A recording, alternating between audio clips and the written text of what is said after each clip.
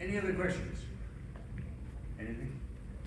Those of you who have not found it yet, those of you who have found it, why aren't you using it real quickly? Anybody? Time? Yeah, well let's see. The biggest thing I have found, I love the data. It saves me time as long as you don't go on every single page and play with every single tab.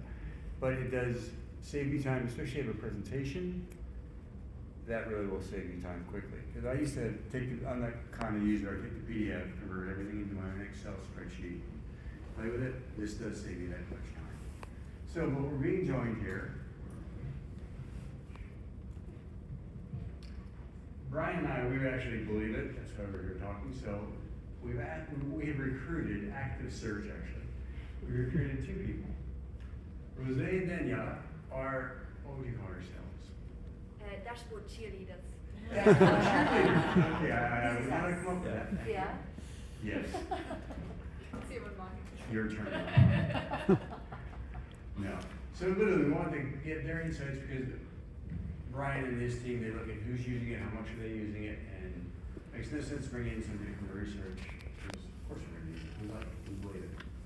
So I just wanted to ask a couple questions, and hopefully that'll get some more questions from the crowd. Would you like us to stand? Oh, whatever you're comfortable with. You want, Yeah, I know. It's like, that's our compounds, but. There we go. Hello. Oh, we're not on now? Is it on? Yes. Okay. All right. So, Danielle, so in your role, could you just explain 2 things? One, are you the main user versus somebody else being the main person? And what have you found compared to using the PDF version? Okay. Quick introduction. My name is Daniela. I work for INSEAD. I've been there for 8 years. I head up the global marketing recruitment for the executive MBA. So obviously being in the field and needing to understand the competitive landscape, this was quite interesting. I don't think I was registered as the main user. I think that's with our BI team. But once I received the email after the conference last year, I started using it, and I found it quite helpful. But we can go step by step. So I'll hand over to you. So my name is Rose Marimon. I'm from Barcelona, from HEC Business School. I've been there for 13 years, 10 years first in custom programs, and I moved to the GEMBA a bit more than a couple of years ago, almost 3 years now. And actually it was kind of out of curiosity that after the session last year, I decided to find some time, which actually, yes, I really had to block some time to, go through the 2 steps, etc., and then, see what was there, in terms of what was the information that I could get there. Funny thing is that actually, going to your question, I'm the program director, so I'm responsible for the delivery. And yes, there's a couple of pages actually, so 4 pages. One is on cost, price point, let's say, and the other one on region. One is on program design, and the other one is on the resources profile of teams, etc. Those 2 are kind of very relevant for myself, but most of the information that's there is not actually for me. So actually, part of my job has been during these last few months to share the existence of this dashboard with the rest of the interested people, because at the end, most of us, and I don't know if it's your case, but in our case, we spend so much time struggling with our own problems, struggling with our own, faculty participants, etc., that we don't really have time to bring the outside in perspective and benchmark and so on. And here, we end up having a very nice benchmark for the guys in admissions, for the guys in, even the guys in career services and things like that. So that's why I say, okay, this is powerful for me, but it's also very powerful for a bunch of us to work also together in some goals, objectives, decision making. So, in full transparency, what would you like to have fixed or changed, or any problems you've run into? Yeah. You can be honest. The data, that's actually one thing I was looking at, because we've got the campuses obviously in Europe, in Middle East, and in Asia. So we've got 3 different segments, and we're in the 100+ category. So I was actually trying to filter it a little bit, because I already have into 3 different dimensions every time I check the dashboard, but I know now why I'm not allowed to, which makes total sense. Yeah, I think it's really the time element, but I think the more you use it, like with everything, the easier it gets.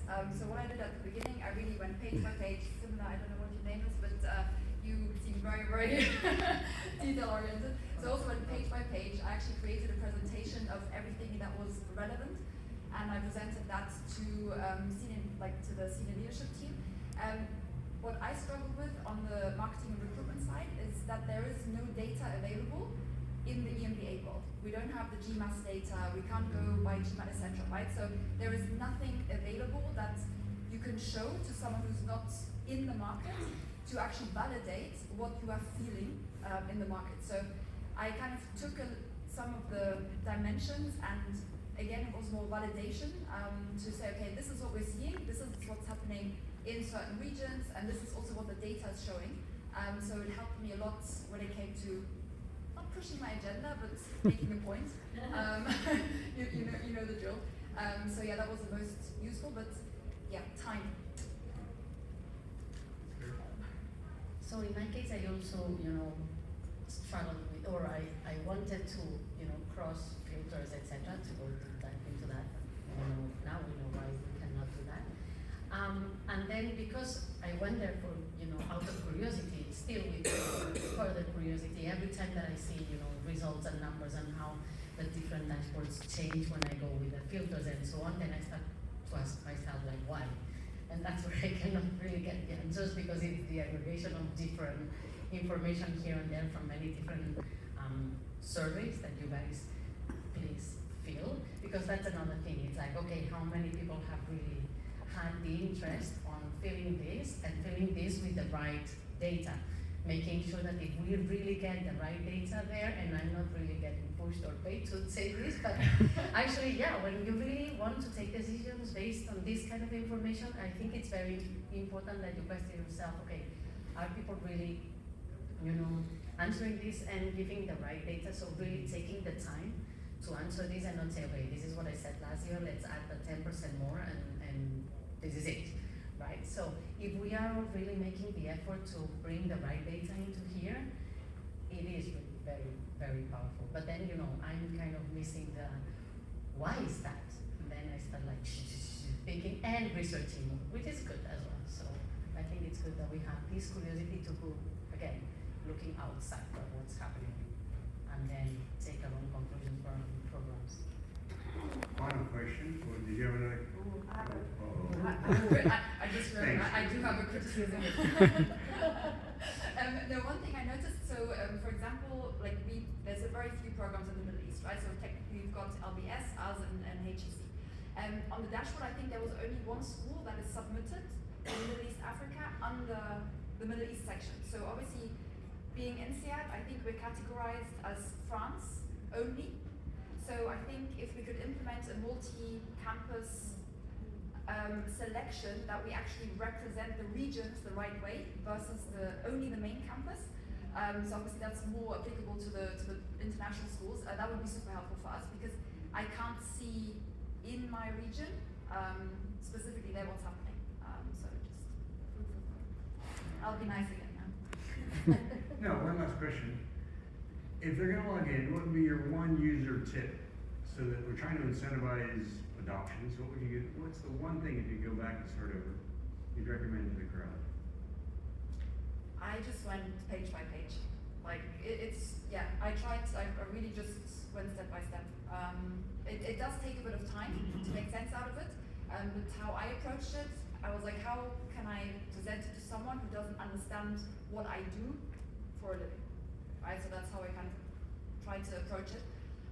So I just went first by price category, and then by region. I think that's the easiest way to go. I would say just go there with an open mind, in the sense of, okay, I don't need an answer for this, because maybe you will not really find exactly what you're looking for. But if you go there, with this open mind and curiosity, again, it's curiosity and this open mind to see, okay, what can I get from there? There is so much information, and actually you can yourself cross a little bit, information from one page and the other, and then take your own conclusions, etc. And I really get very excited when I start, going around, etc. So take your time to go there, be curious, be open-minded, and then you'll get information. And again, for me, the most powerful thing is getting the outside-in perspective and learning from what's happening around. Did either of you use the frequently asked questions or go to the support site? No. I'm not a manual girl, so I'm not doing that.